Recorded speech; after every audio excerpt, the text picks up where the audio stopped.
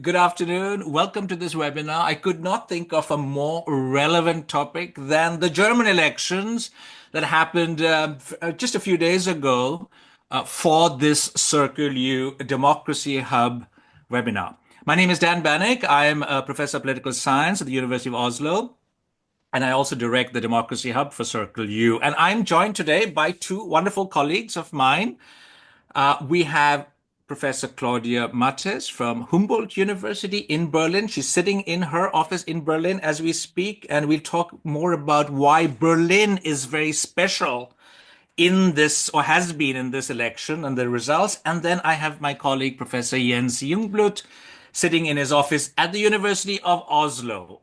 It is a rather nice day in Oslo. It's not as cold. The sun is up. And we will try not to be too pessimistic, but to try and be balanced.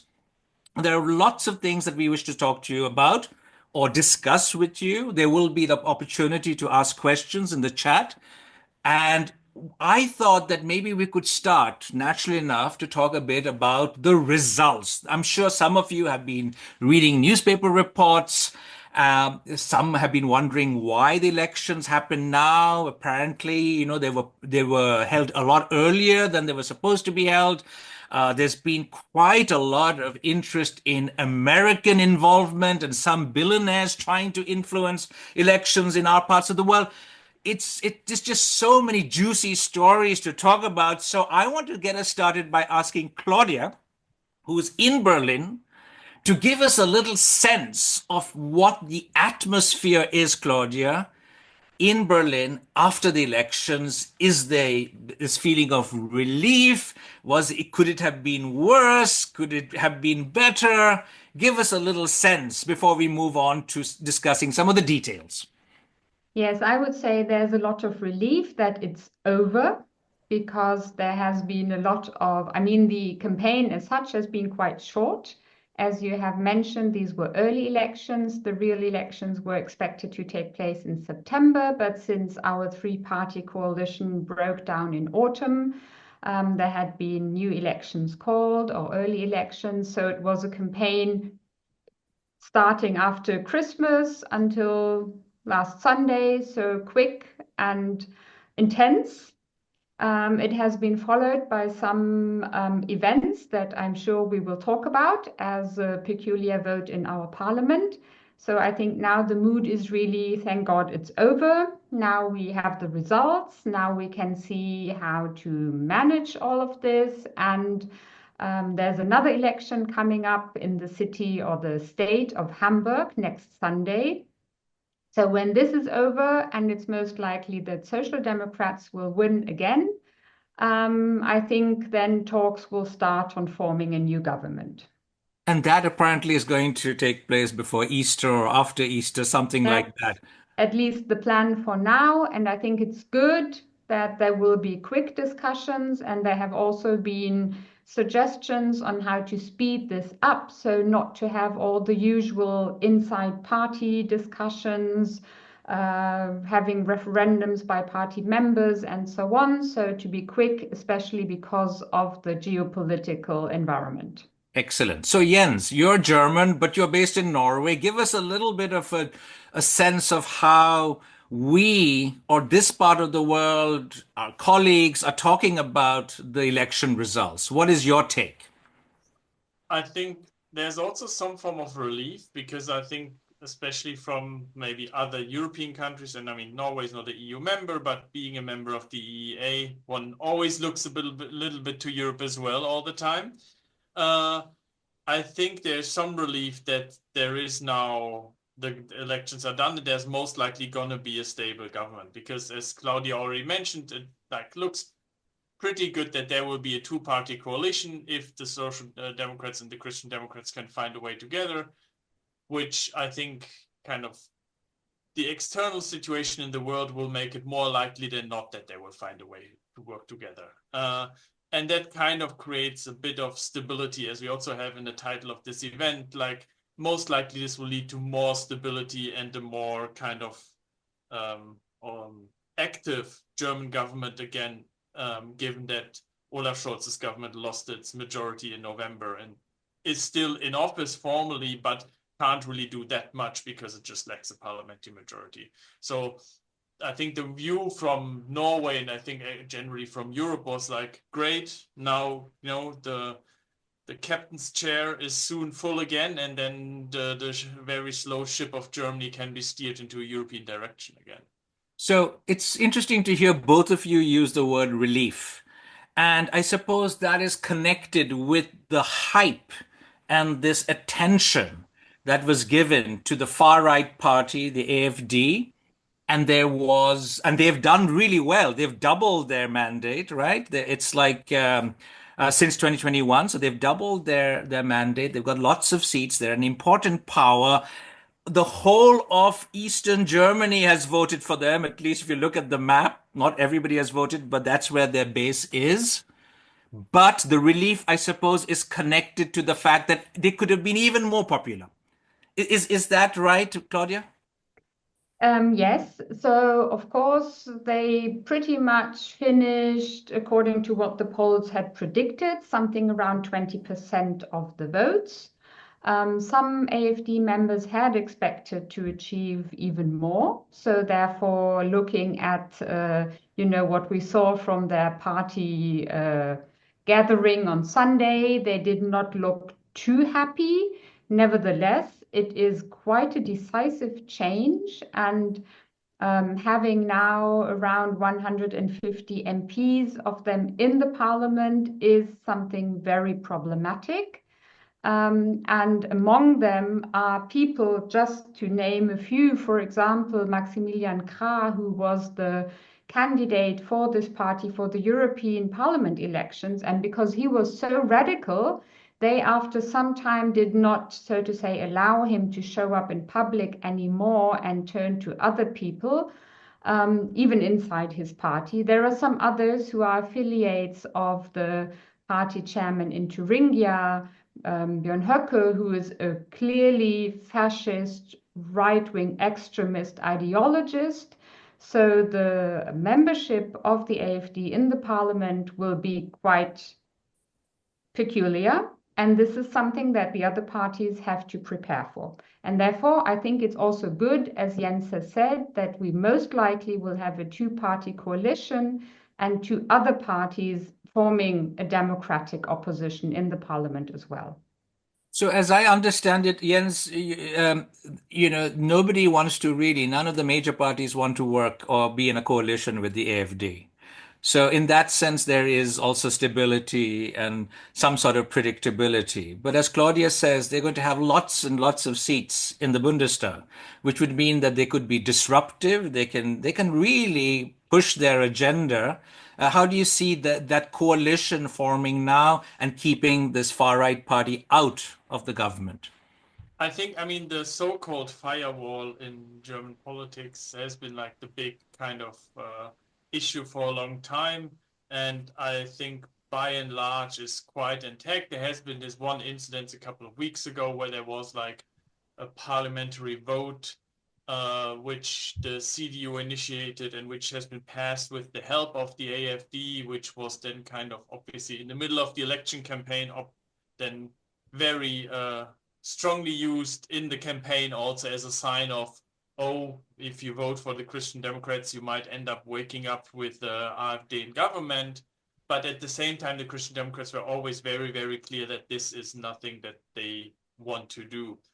Having said that, if you have more members in the parliament, you have more voices, you have more people in the committees, you will be able to kind of be more active. But I think the situation hasn't changed with regard to the fact that none of the other parties that is in parliament now will actually want to work with them. So I think this kind of ostracizing effect is still present. And maybe just as an addition to your entry when you introduced the question to Claudia and you pointed to Eastern Germany, I think one needs to be aware that this is not an East-West issue anymore. If you look at the results, especially in southwestern Germany, but also deindustrialized parts in the West, the AfD also made north of 22, 23, 24% of the votes.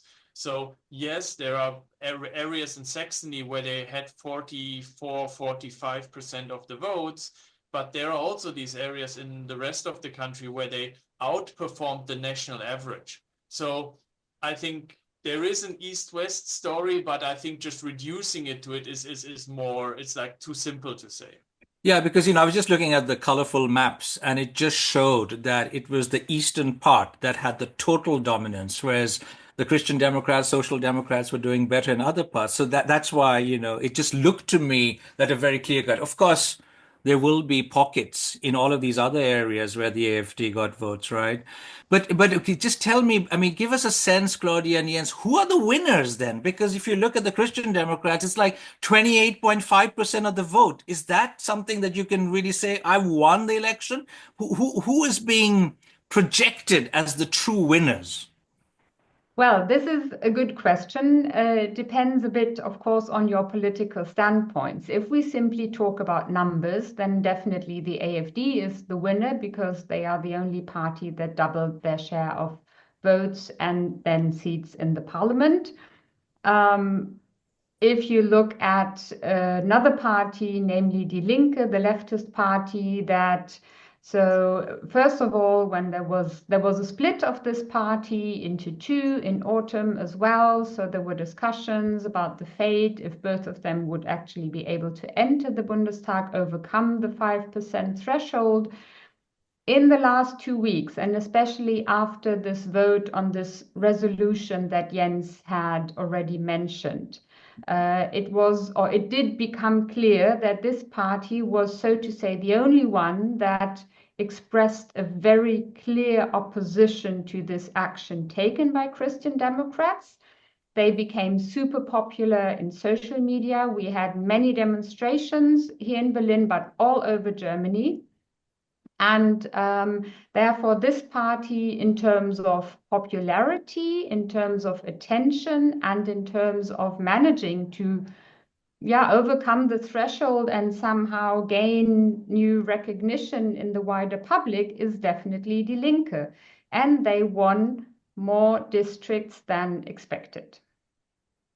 Jens, Yeah, I would take agree. on the winners and losers? I think if you, especially if you, for example, look at the youth vote, which is always maybe an interesting kind of also indicator where the journey is going over time.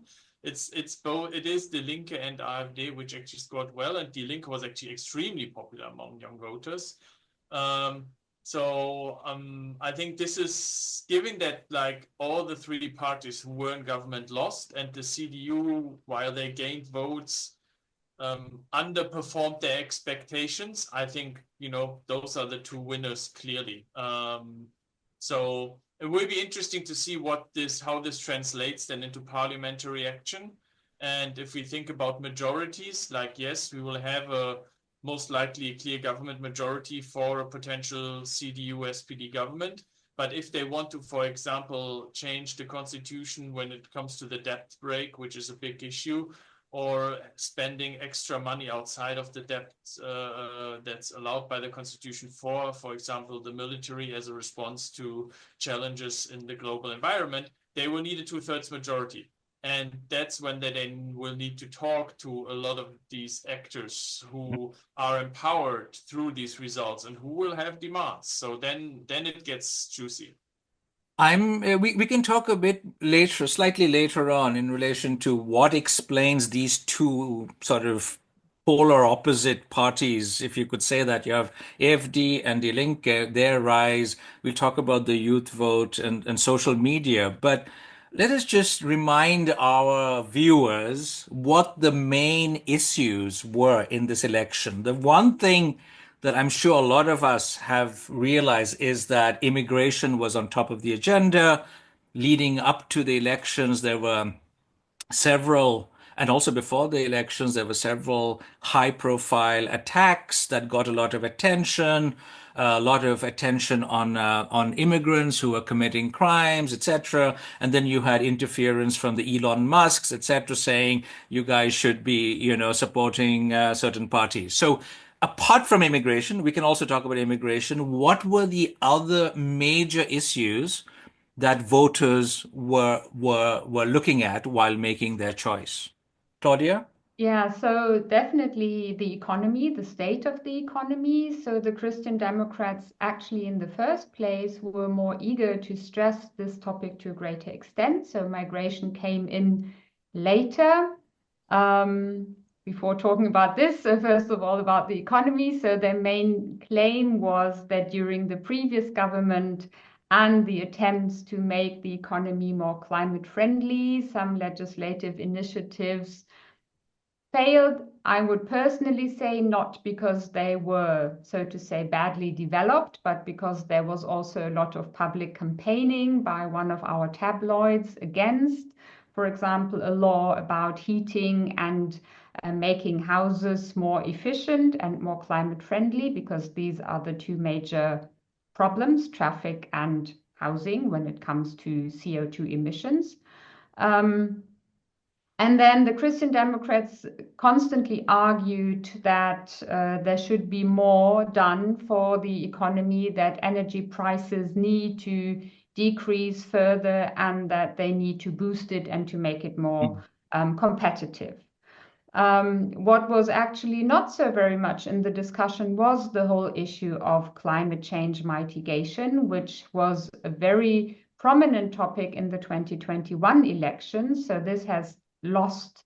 And also the Green Party did not push for this topic too much, maybe considering the criticism they had received, but they kind of, and this was, on the other hand, a problem for their voter bases because they had wished for putting this on the agenda to a greater extent.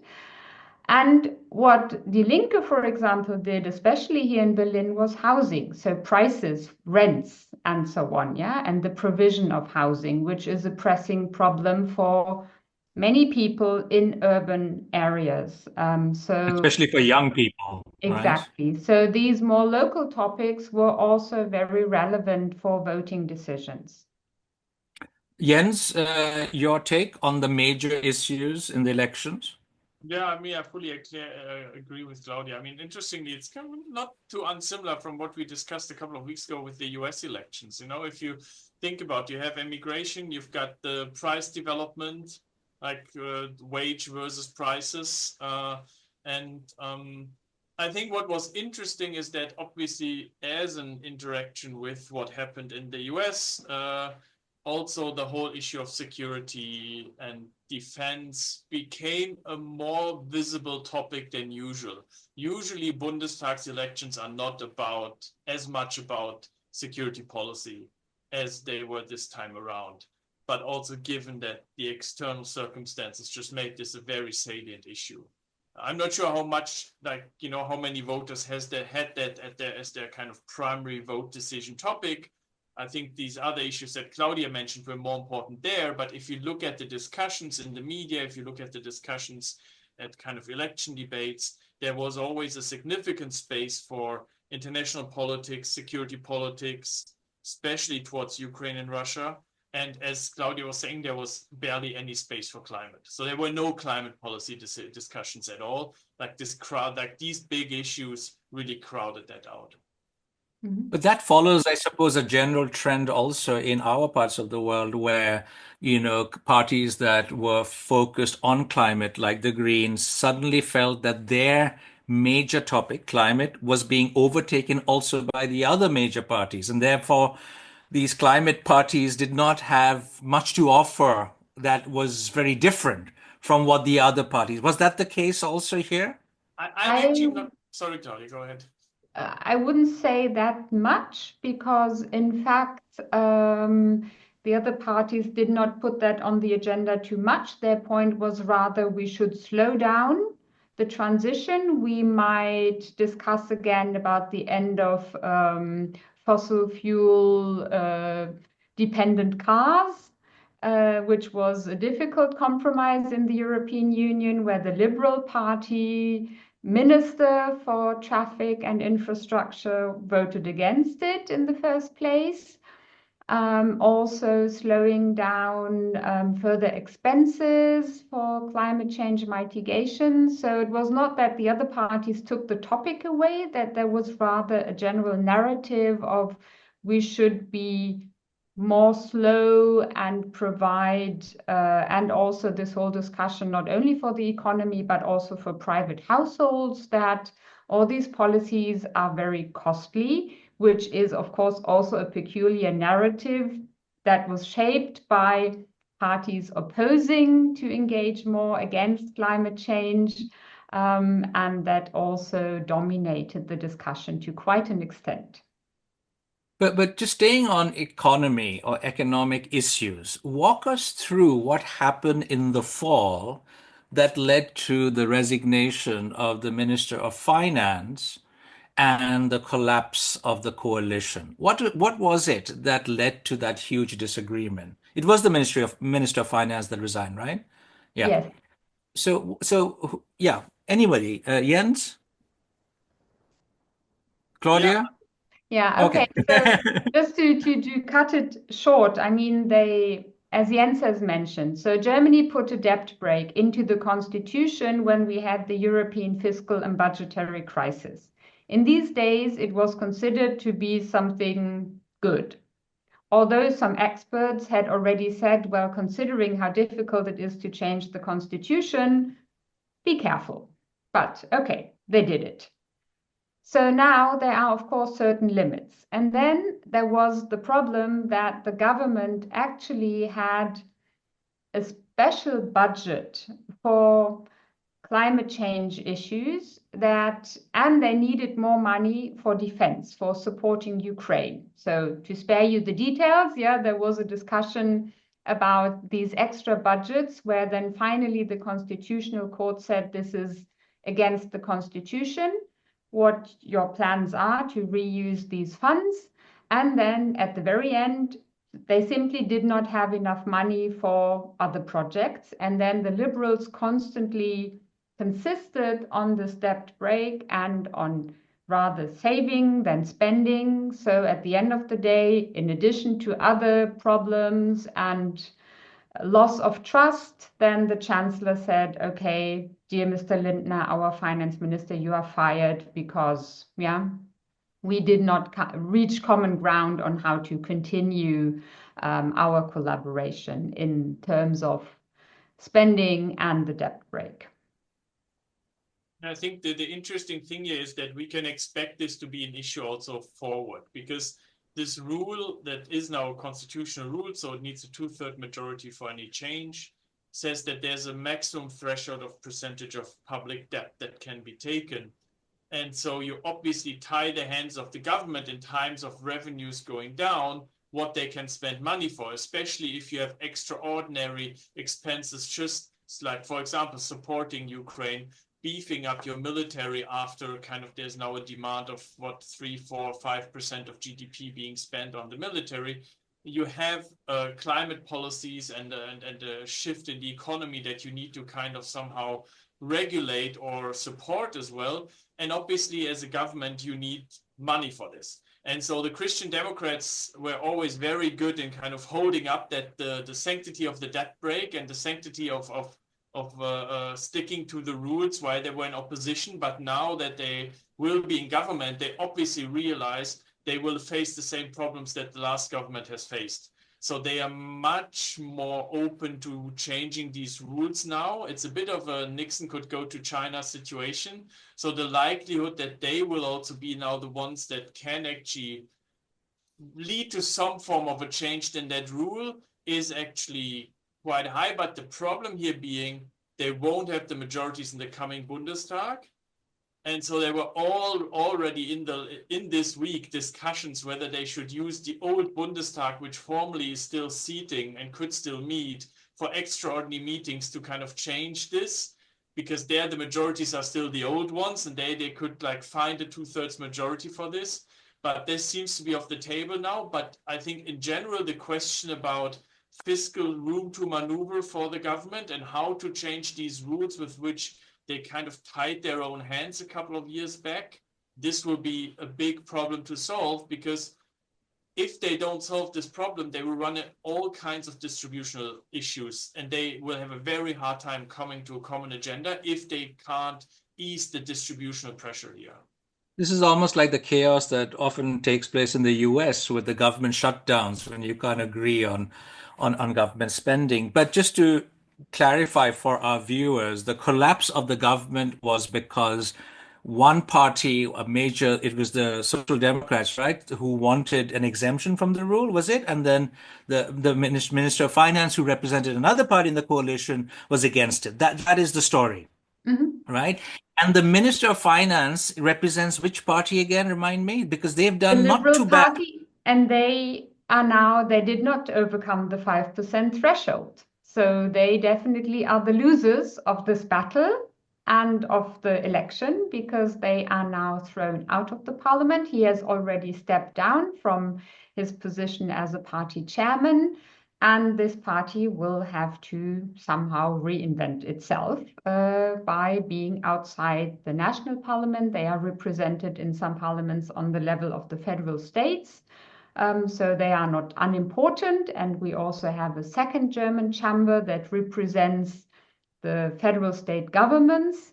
But on the national level, they are out of any activity.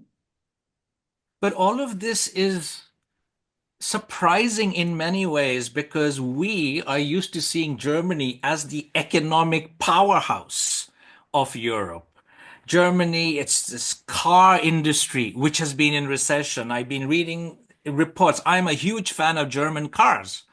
But apparently, there's too many cars being produced, not enough buyers. And this has created a huge, huge problem for many, many big companies like Volkswagen. So for us, it is often a puzzle. Germany, that was the economic powerhouse, is suddenly struggling. What are the causes for this trouble? What happened with the economy?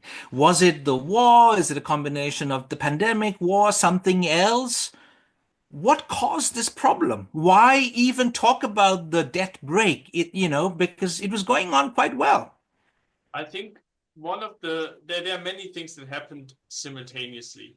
In a way, Germany had this comfortable situation that they were underspending their NATO commitment on finance, so they saved money there. They used quite cheap Russian energy to fuel their industry. And those two factors changed quite dramatically in the last year, changing the cost structures and everything.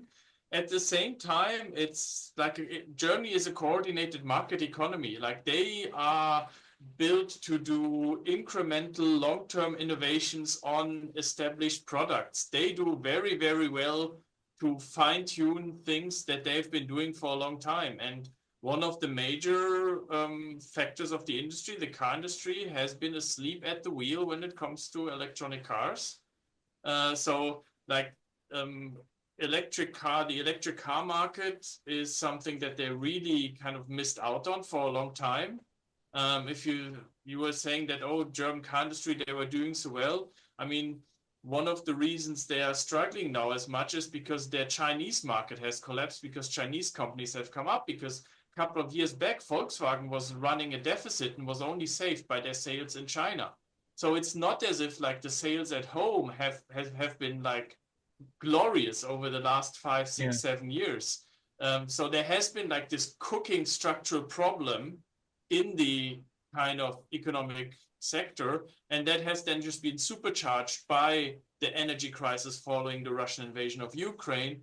And then also the shifts in the global security infrastructure that increased costs for defense and these things. Well, I have to say here that I said I'm a big fan of German cars, but also German electric cars. I drive an electric car from Germany. And you're right, maybe the uptake of this new technology wasn't as great at home. It was Norway buying all these German cars and maybe China. And what has happened is, because I study China and I often go to China, what has happened is a radical evolution of electric car technology. And of course, the prices are lower, better quality, and China is sort of producing a lot, right? But my kids and I often would talk about the fact that German cars were always sturdy, solid, no noise. But in terms of comparing it with Tesla, which was always noisy, shoddy, bad seats, the electronic technology of Tesla was far ahead. And we never really understood why Germany built these really good cars, but the technology was lagging behind. And perhaps, as some people have been saying, there hasn't been enough investments in forward-looking technology. Maybe one was just, going for the usual, really not experimenting. Claudia, any other thoughts on the economic recession? Are there Yeah, in other addition, industries that are suffering, like the automobile industry? yeah, I mean, in addition to what Jens has mentioned, so it's also an innovation problem. And indeed, a laziness of the big economy to invest and to engage more in these innovations. Car industry is one example, and Germany is also, in addition to what Jens has already mentioned, a country living on small and medium-sized industries. So this is very important and really the backbone of the economy. We did have some industries engaging in solar energy, for example. This has also been not sufficiently supported by previous Merkel government and also federal state governments. Innovation is low here, and there's also strong competition by China. So all the solar panels are now more or less built in China.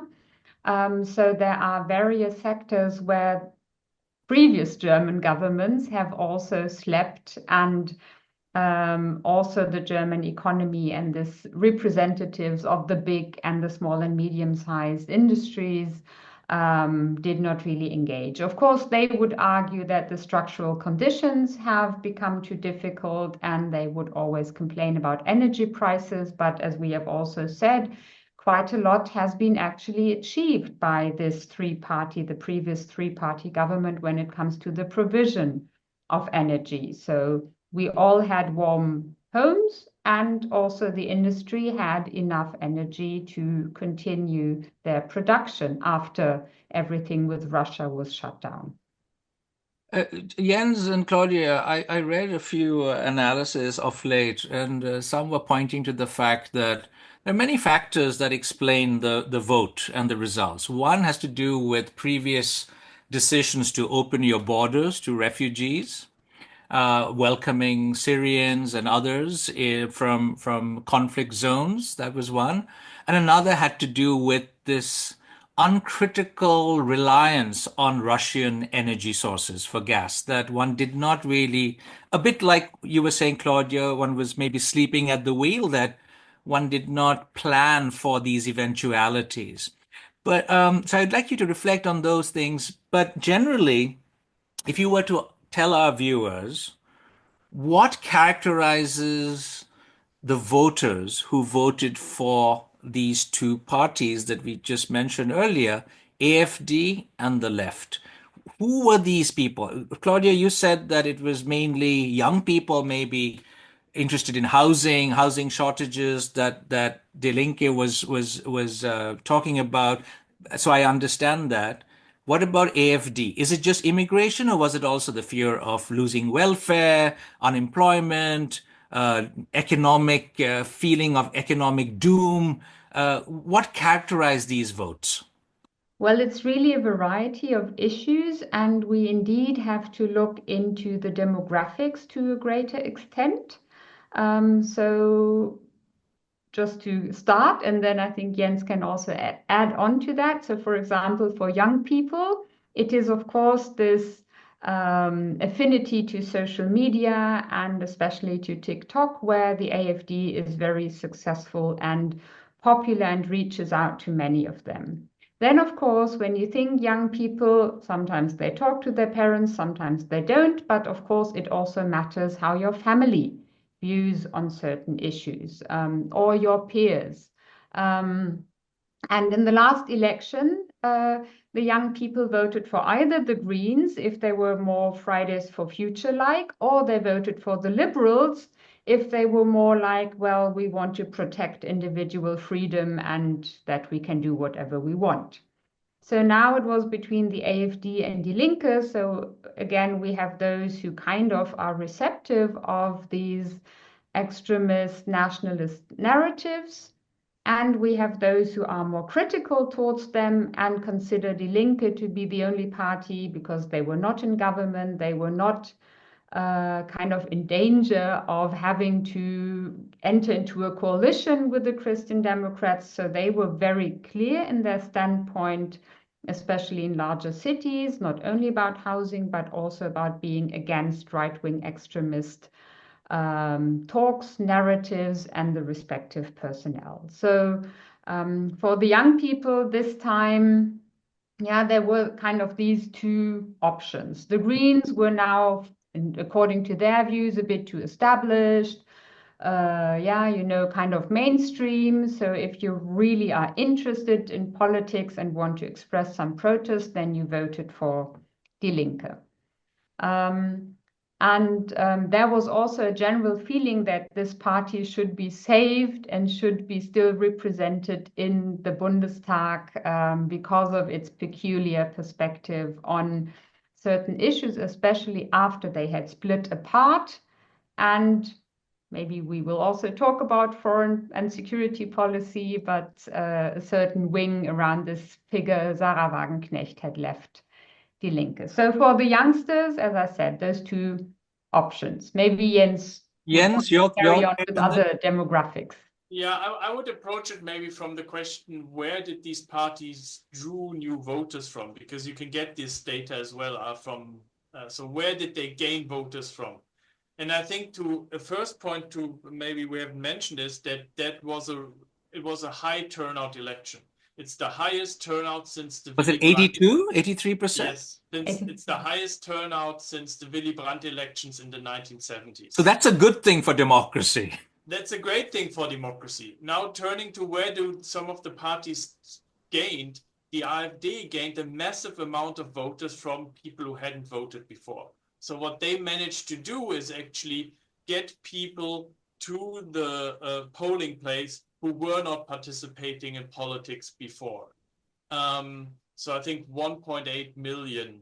How did they do that, Jens? Was it TikTok and social media alone, something else? How did they mobilize? I think they mobilize around a feeling how many populist parties mobilize, and that is the feeling of insecurity, a feeling of being frustrated with your personal economic situation, feeling maybe insecure because, as you mentioned, there were several of these attacks that happened, maybe kind of being unhappy with immigration policies and so on. And I mean, the interesting thing is there were some from first analyses from colleagues in Germany. There is actually this negative correlation that the AfD gained especially votes in areas that have low migration percentages. So they had a very strong anti-migration campaign, and they got a lot of support actually in areas where migration doesn't happen. So it's about this abstract idea of what does this migration or immigration mean, and what does it mean for the way I live. So the AfD gained a lot of votes from non-voters. They gained a lot of votes from the Christian Democrats. Maybe kind of people who think that, you know, still like the post-Merkel area, Merkel was kind of the center-left wing of the Social Democrats. What about the kind of more right wing of the Christian Democrats, sorry, feels a bit more alienated today and still kind of looks towards the AfD. The AfD also gained a lot of votes from the liberals. So if we look at Die Linke, they gained most of their votes from the Greens. And this points to what Claudia mentioned, that people maybe were a bit disenchanted with the Greens post their participation in government. And I think that's the problem. If you're a left-wing party and you kind of hit the reality of governing, it will be hard to please all your electorate. Yeah. And then if you have a left option in opposition, this becomes more attractive, I feel. And the Die Linke also gained quite a lot from the Social Democrats. And I think that goes in a similar direction.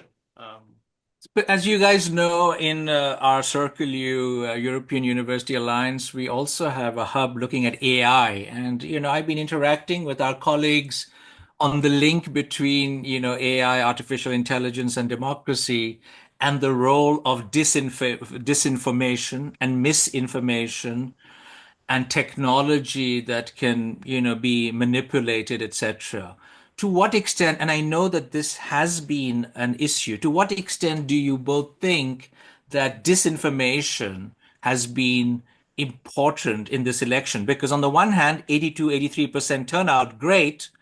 But then on the basis of what? Was it accurate information that mobilized people, or was it inaccurate information? Yeah, to a certain extent, yes.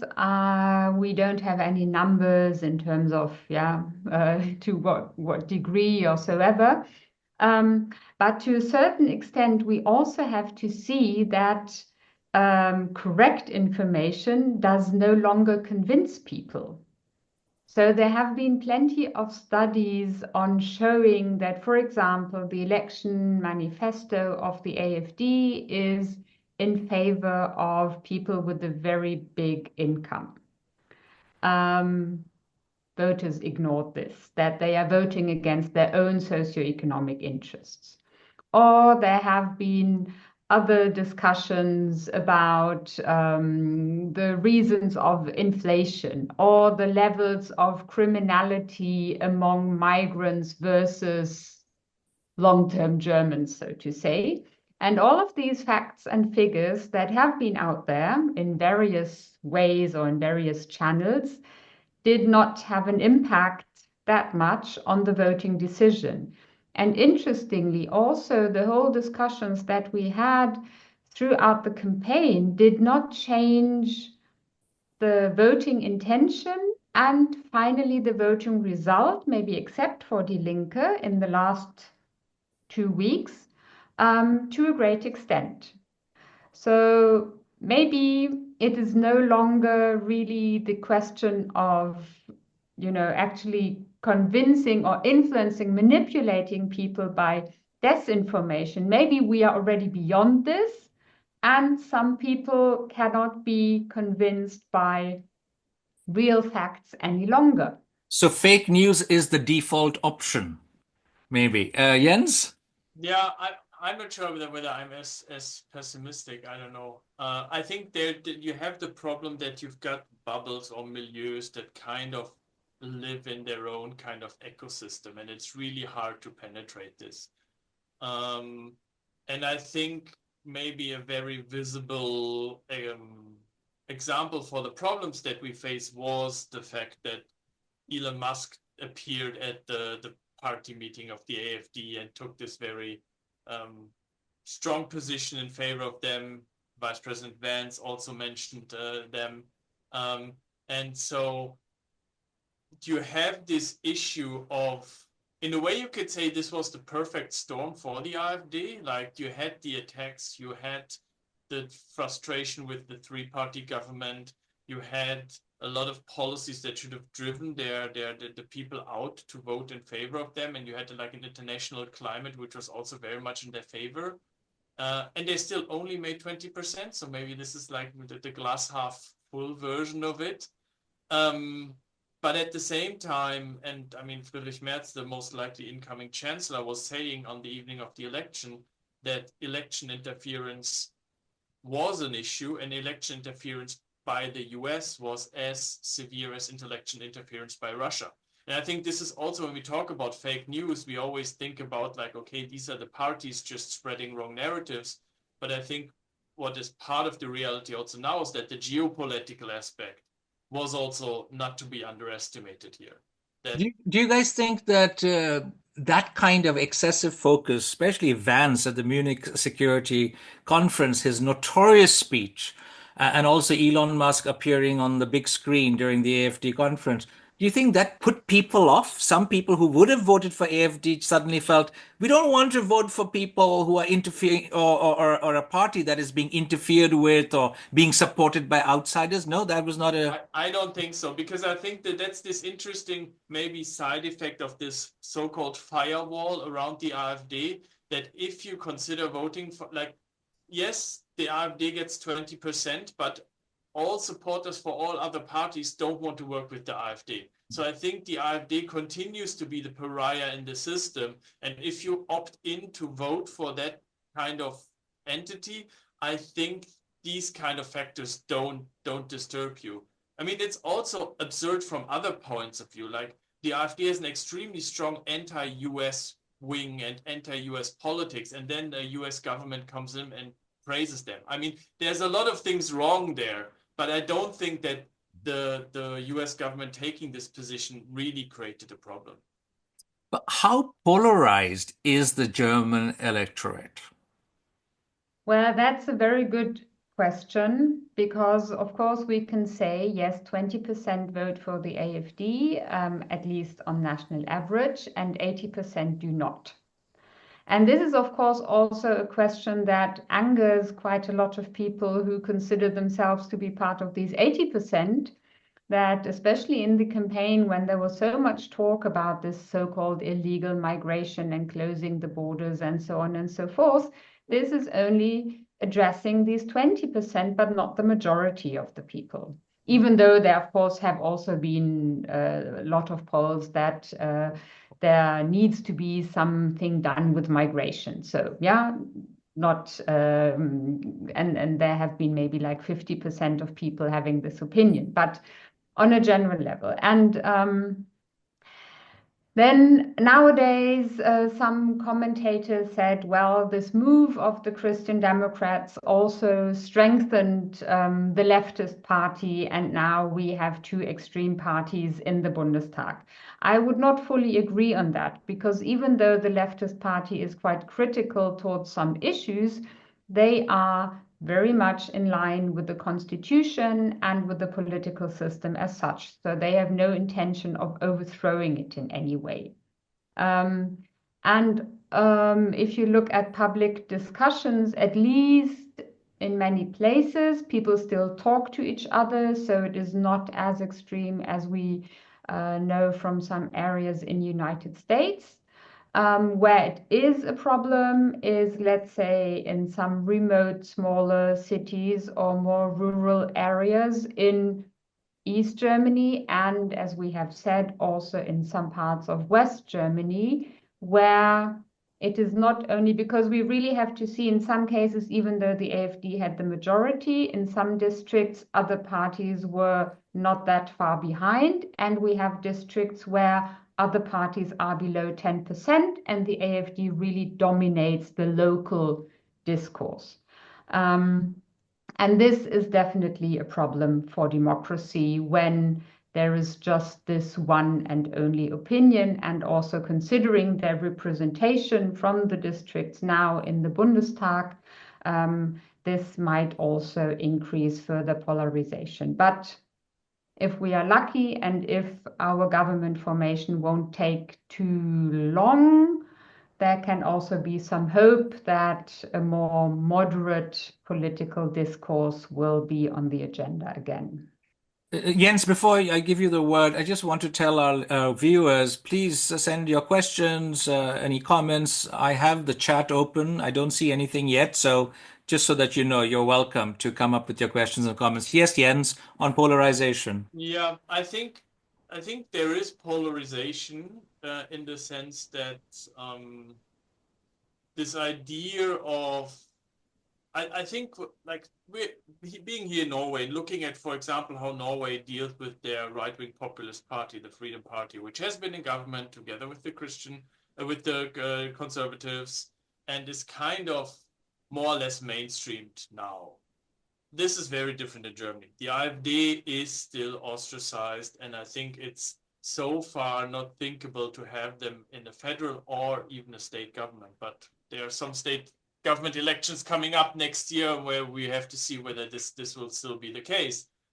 But I think when we think about polarization from the individual level, I think what one needs to look at is where do the support from these parties come from? And you can see that the AfD scores very high in the lowest income percentiles among workers. So there is obviously also a part of the support comes from classical like socioeconomic conflict dimension issues. So we have a situation where we have insecurity about the future, where we have price increases, where there's the perfect storm of policy issues that makes voting for a more populist party that delivers supposedly easy solutions to these problems also very attractive.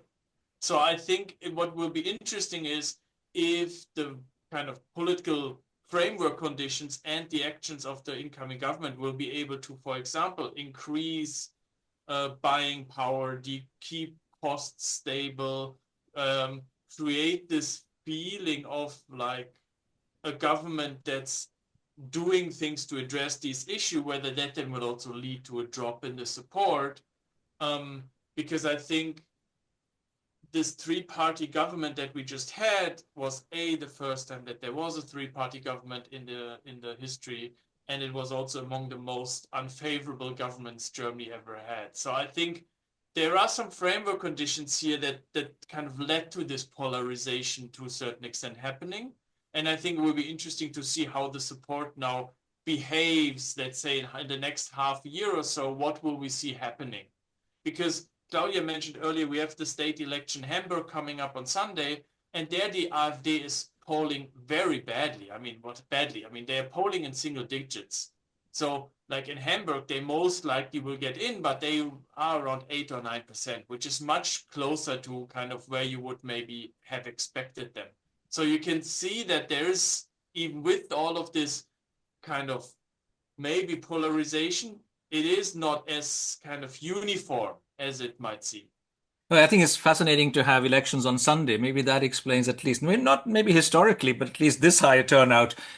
It was interesting you mentioned the Progress Party in Norway. And my take on that is that if you remember the first few years when they were extremely focused on immigration, that was the issue and tax reduction. Nobody wanted to work with them. Thereafter, they became much more adept at becoming mainstream, taking on other issues, toning down immigration. And then they became acceptable, and then they became part of a government, which is also fascinating because usually when you become part of the government, you become unpopular, right? And in this case, they lost the vote, and now they are the biggest party again, but they're not seen to be as untouchable at all as they used to be in the past. We are running out of time. We have a few minutes, 8 minutes left. I wanted us to expand our understanding of these elections and its impact at an international level. I mentioned how we think of Germany as the economic powerhouse, but also in relation to, say, NATO, in relation to defense, in relation to just being there for the other European partners.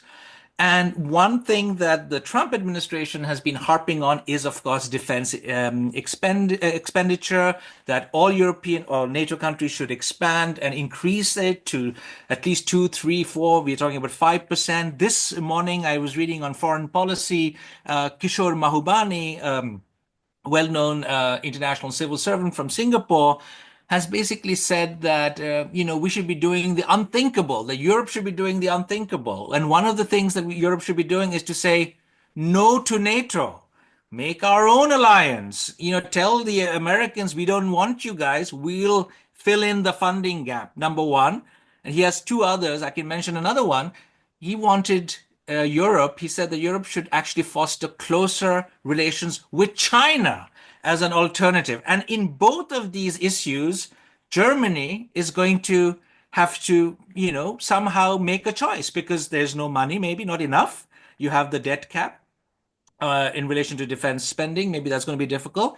And then you had a very controversial thing about free trade agreements with China. So how do you see Germany going forward, reassuring others in Europe that we've got your back and that don't worry, Germany is here? Well, I would say at least a positive signal in this direction is that yesterday Friedrich Merz, the most likely next chancellor, already visited Emmanuel Macron, and they had a 3-hour talk. We don't know what exactly they were discussing, but it was described as a productive meeting, of course. The relations to our previous or still Chancellor Olaf Scholz with the French government were not very good. So this is a sign of hope insofar as maybe Europe will be higher on the agenda. And I also think that it is pretty obvious that this is really a time where international politics is so very important. Maybe, I don't know, even It hasn't been the case in the Cold War because of this problem with the United States. Of course, we also know about the difficulties in Europe to come up with a real defense and security policy. We will see, but it also looks like there will be closer connection with the British government in this respect, and that probably there will be a European bloc versus United States out of necessity.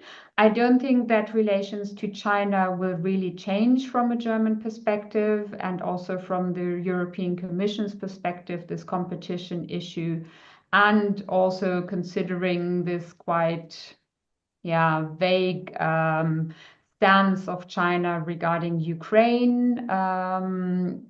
So I don't think there will be much change in the near future. But at least I hope for a boost of European collaboration. Jens? Yeah, and before I forget, we have got 3 questions also in the chat. We should turn to it after that as well. Oh, I don't get it. So I can't see it. So maybe you guys can see it. I can also do the Yeah, can you just read it out because I don't get it here. Oh, okay. So maybe just one last sentence. I think what was interesting on the evening of the election, in the big heads of the party round after the results were there, Friedrich Merz was also saying that yes, we need to do more with our security, and we need to create some form of an independence from the US. But at the same time, the next day he kind of toned that down already a little bit.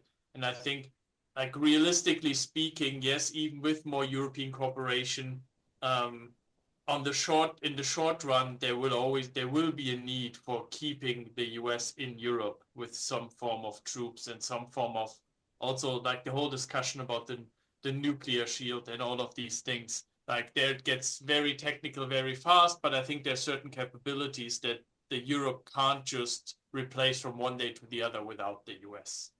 But now turning to the questions we got. I actually see them now, the Q&A. Okay. So, yeah. So, but maybe you guys can also see it, and because we only have 3 minutes, if you can react to this. The first one, is there a possibility with the new elections that the angered CDU voters that switched to supporting AfD as a protest of the migration policy implemented by Merkel could return to voting for the CDU? Hence, AfD loses a significant amount of its current voters. That's one. Can you quickly respond to that? I think that depends on what the government will now do. I think if they manage to implement measures where people feel this is like they are tackling the issue, I think then this is actually likely that this kind of part of these, I signal my frustration by voting for the AfD instead of the CDU, might actually kind of lead them to regain strength. What do you think, Claudia? Yeah, I think we will definitely see a more stricter stance on migration as one attempt to respond to the sentiment in the population.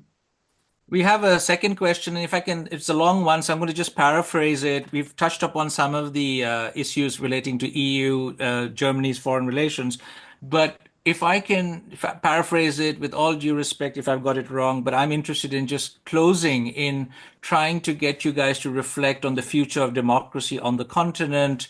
If you can, in 1 minute each, say something about what are the take-home messages for us going forward in other parts of Europe? What should we be aware of? Democracy dies in darkness, they say.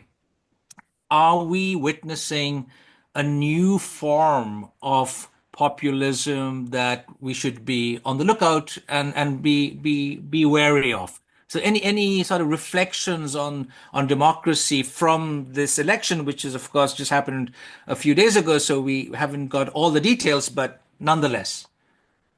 Jens first? Yeah, I think what we should be more aware of is the international dimension of this. And I think the collaboration of, let's say, non-democratic or right-wing populist actors in coordinating attacks on democratic institutions and elections is something we should be more aware of. And I think this whole question about electoral interference, be it through tech companies, be it through governments that, we were used to interfering, like Russia, but also governments where we were not used to interfering, at least in our elections, like the US. Also, Alice Weidel, the head of the AfD, had like regular meetings with the former Chinese diplomats. So I think there are a lot of questions here about the interplay of international politics and these elections and what this means for how we approach this.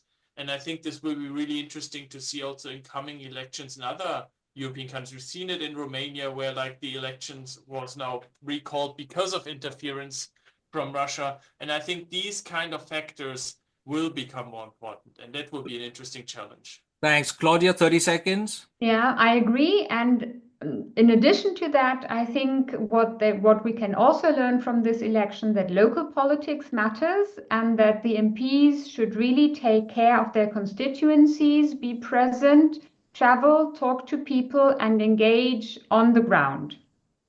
Because this is Excellent. really the fundament, the substance of democracy. Thank you, both of you. It is such a pleasure. We could go on. It is 4 p.m. Thank you, Claudia. Thank you, Jens and Bella, for organizing this. A reminder, thank you for the questions. We'll put this out on YouTube, and I'm sure we'll get a lot of attention from the YouTube audience. But this is part of the Circle U Democracy Hub, the Circle U European University Alliance, the webinar. We'll be doing many of these throughout the year. Please join us. Thank you very much. Have a good evening. Goodbye to everybody. Bye. Bye.